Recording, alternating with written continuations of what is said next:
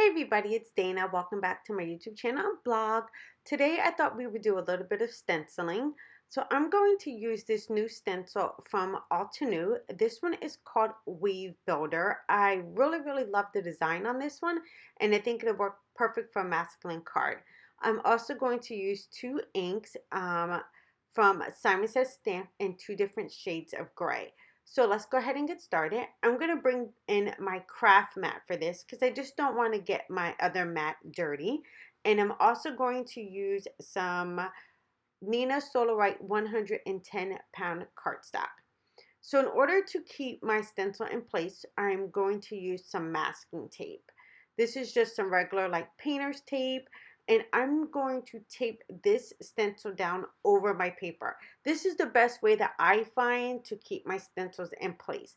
I sometimes as well also tack down my cardstock onto my mat, but I don't have my removable adhesive right next to me, so I'm just going to wing it today. Okay, for my first ink, I'm going to use the fog ink. I'm going to get a good amount of ink on my blending tool, and I'm going to go ahead and start laying down some of this ink. Now, I just sped this up a little bit. It didn't take me long to put down the ink, but it's just a normal way of just laying down ink through a stencil. And I'm just trying to get an even blend of this first color down. So I'm just making sure I go in between each one of the designs and get a good amount of ink on there. Now my stencil did shift just a little bit, but I'm just going to move it back in place and just finish off the top. Now since that's done, I'm going to flip over my stencil. I got to remove my masking tape. Flip over my stencil, and now I'm just going to line it back up and cover up the lines that were already there. And now once I have everything covered back up, this is when the weave pattern starts to show up. I just want to make sure I have everything covered, and then I can put my stencil back into place. And I'm just going to grab a couple more pieces of masking tape just to make sure that I can have that stencil stay in place. Now I'm going to come in with that darker shade, and this shade is called Slate, and this is just a darker shade of gray. Again, I'm just going to fill in the rest of the pieces, or the spaces rather, that are not filled in with this darker shade of gray, and then we're going to have this really cool weave pattern when we're done. Just going to fill in the rest of the top corners. And then this is when the magic happens. I love stenciling. I absolutely love, especially like when you remove the stencil, it's like a, surprise. And there we go. How gorgeous is that design? Beautiful. Love the graphic design of this weave pattern. Absolutely love it. All right, now I want to go ahead and frame out this design, but I don't have the same matching paper. So I'm going to grab that slate ink again and another piece of cardstock, and I'm just going to rub some of this ink onto this paper to kind of make my own custom cardstock. Since I don't have this slate gray color, I can go ahead and make my own. So I'm just going to lay down some of this ink, and I'm just going to put enough of this down onto the paper just so I have a nice little border around.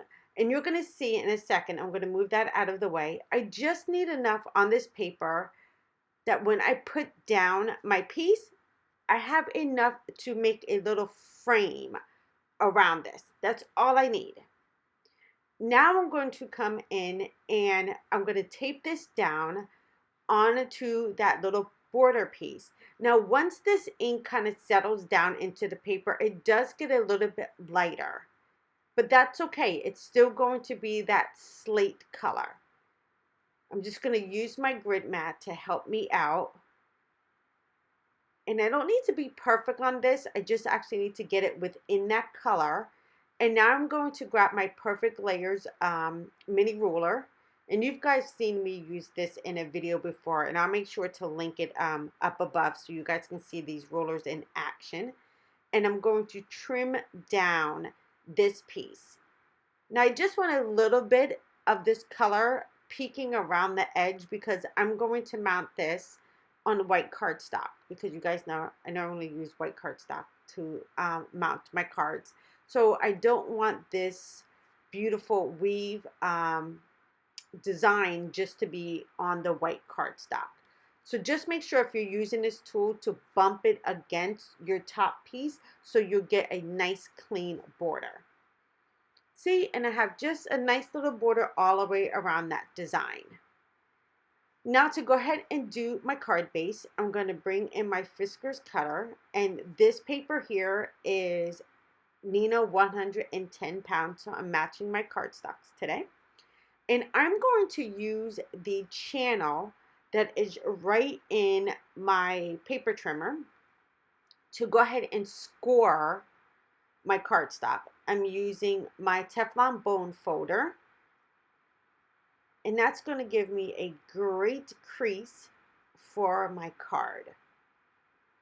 So I'm just going to make sure my edges are perfect, and then I can go ahead and use my bone folder to make a really nice sharp crease.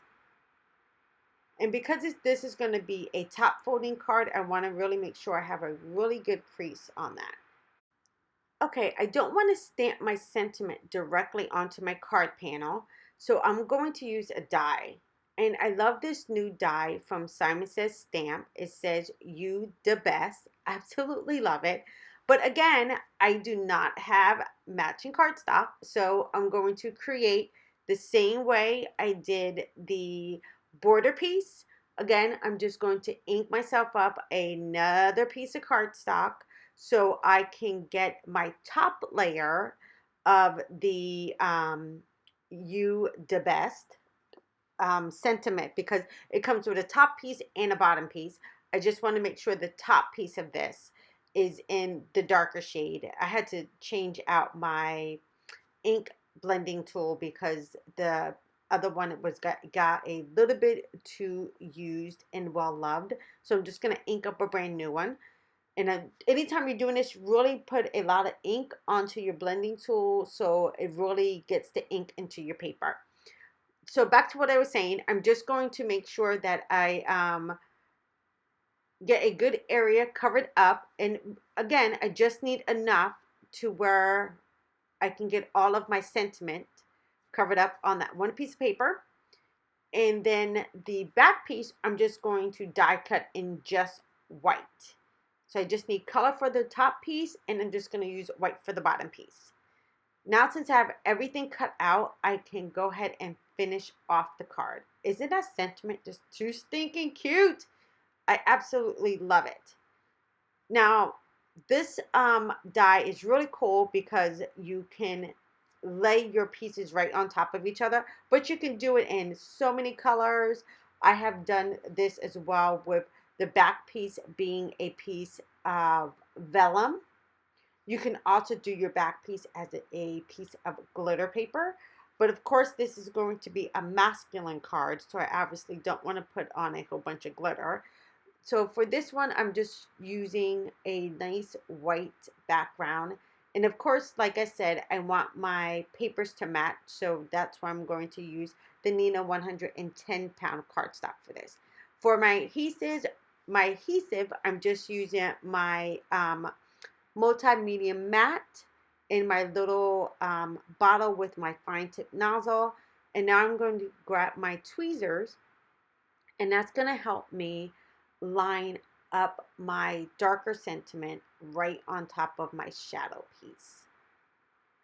And I have a couple of these dies from Simon Says Stamp that have the backdrop like this, and I absolutely love it.